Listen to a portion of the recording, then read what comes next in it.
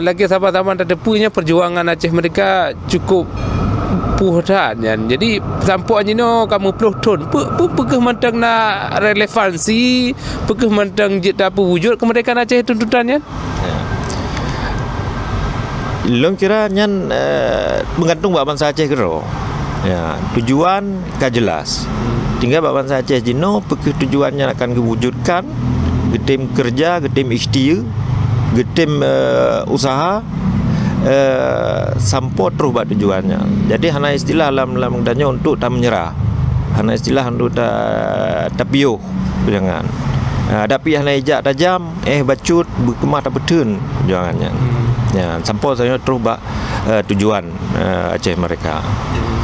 Ya, di sini mesti strategi yang tangguh. Mandum aspek dalam kehidupannya mesti mereka. Jadi kan makna katanya mesti tak muprang bedi mentang. Le cara-cara lain yang jadi pegang. Ya, aksi-aksi yang damai lagi orangnya misijinya sebab wujud apa nyata baknya bahwa keinginan bangsa Acehnya mentang na.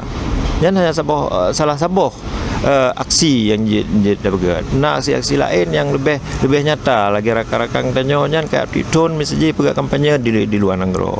Ada di dalam negara pi jeno insyaallah katanya na sebuah kemajuan. Mungkin hanya jadi pedih Indonesia. Nyan tergantung dari keadaan.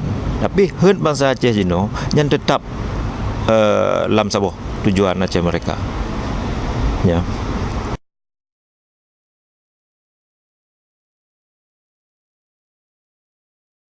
Jino rameta timoh lah organisasi timoh je dan letak pegah draw urung pejuang Aceh mereka. Jadi rakyat kalau tak kamu mang Jino. Jadi yang tu sebenarnya yang tu saboh yang betul ya.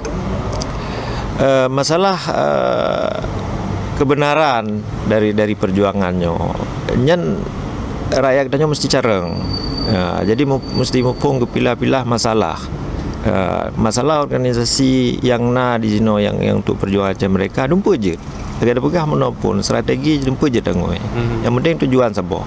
Kita bangun sabah komunikasi yang gak di antara katanya. Sehingga katanya hana perlu ada masalah sebulan atau masalah sebulan. Yang penting puput menurut kemampuan.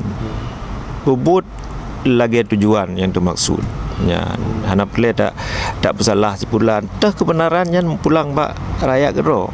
Rakyat kena mesti dah bercara. Mesti gitu timang sabah-sabah nari sabah-sabah haba. Betul ya Tuhan. Ya, jadi menjaga timang, menjaga rakyat kita cara cedah dalam timangnya. Insya-Allah kita akan terus buat tujuan. Terima kasih. Ya.